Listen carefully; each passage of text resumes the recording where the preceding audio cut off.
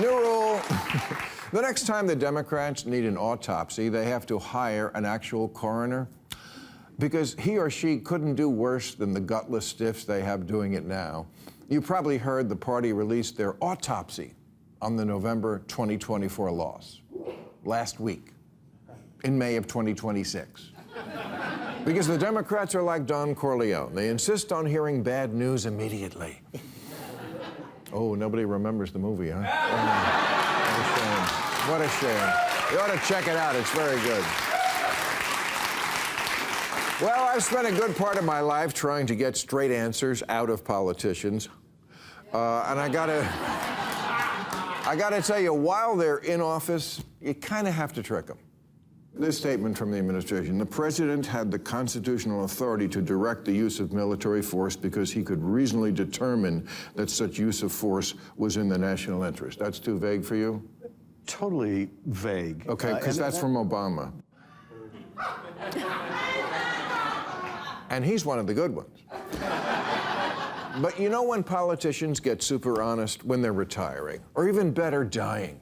And especially when they're dying politically. If you're at 4% in the polls, oh, goodbye bullshit, hello Bullworth.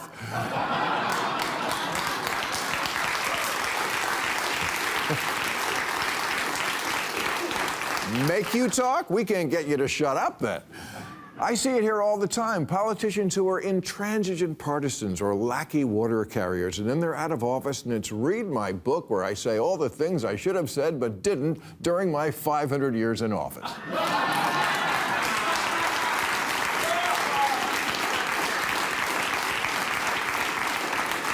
Recently, the press has gotten very excited about some Republican senators who've had just about enough of Trump's shenanigans.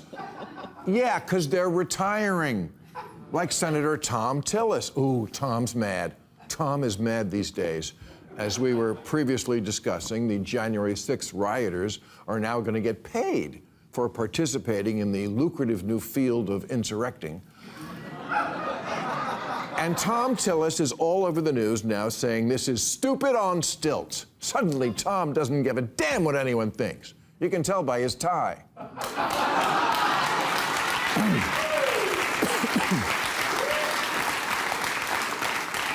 Same with Senator Bill Cassidy, who lost his primary. So now he found the courage to say the words slush fund. And Mitch McConnell, who coincidentally also has nothing to lose, goes even further and says it's a slush fund to pay people who assault cops and that it's utterly stupid and morally wrong. And for once, he means in a bad way.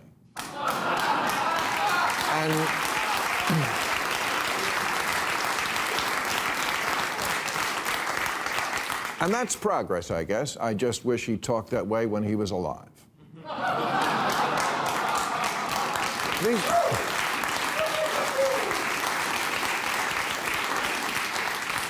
These guys are all the same. They're like the serial killer who's about to get the chair, so he figures, what the hell, I might as well tell the cops about the other 20 girls I buried in the woods.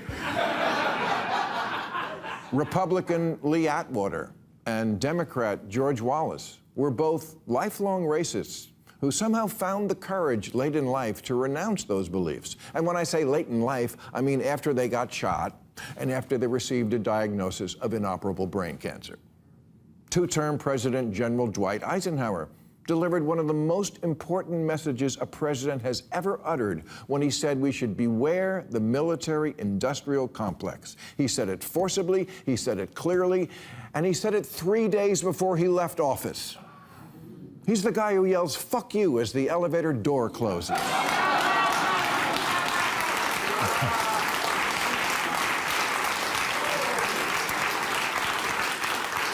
You know, maybe instead of asking, what would Jesus do, people should ask, what would I do if I were in hospice? A frequent guest of this show, who I always called my favorite congressman, was in hospice recently. Barney Frank died this month, but on the way out, he said, I want to use my unfortunate situation to say something that I think is very important. He said, the key to liberal democracy being able to come back is to get rid of the perception that we have allowed to grow that the entire Democratic Party is committed to a series of very drastic social reconstructions that go beyond the politically acceptable. And there, in one sentence, is the autopsy the Democrats have been so desperately searching for.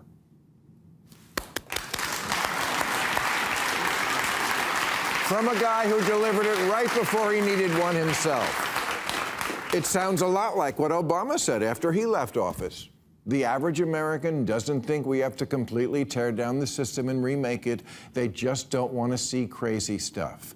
Is this really so hard a message for Democrats to say? There's a Democrat who's running for governor here in California now who's saying it, San Jose Mayor Maher. Yeah, because he's at 4% in the polls. Everybody has been calling me lately saying, you gotta have this guy on. He's the sensible Democrat we've been looking for. To which I tell them, one, this is a national show. It's not all about you and your life in California. Two, how did you get this number? And three, what's his plan to get the leaf blowers to shut the fuck up in the morning?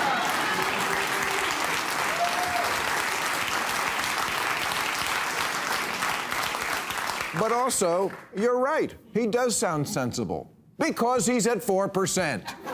That's when everybody's brave. If he got to 40%, would he still be saying, as he does say, we need Democratic leaders in California who are willing to say no to their friends? That would be the unions, the bureaucrats, the lawyers, the consultants, the regulators, and all the special interest friends who make living in this state such a frustrating, maddening experience. It's why the railroads don't get built, the potholes don't get filled, the homeless don't get housed, the kids don't learn. Did you know that a black fourth grader in Mississippi is 2.5 times as likely to be proficient in math and reading as one in California?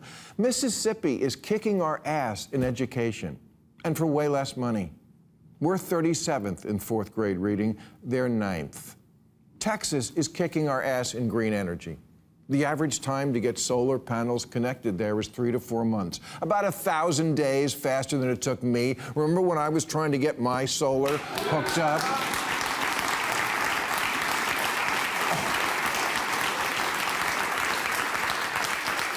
It would have been quicker to build a windmill. So Texas has passed California in solar and blows away California when it comes to wind and energy storage. How does a state with no pro-climate policies produce better climate results than a state where here, even though we have so much better stickers on our bumper Prius, whatever. Bumper stickers on our Priuses, you know what I'm saying. I'll tell you why. Because you're allowed to build there. Because every third person in Texas isn't someone whose job it is to make sure nothing gets done. Democrats, these are your issues. Education, race, the environment, and I say this with love. You're losing to the Waffle House car on the lawn states.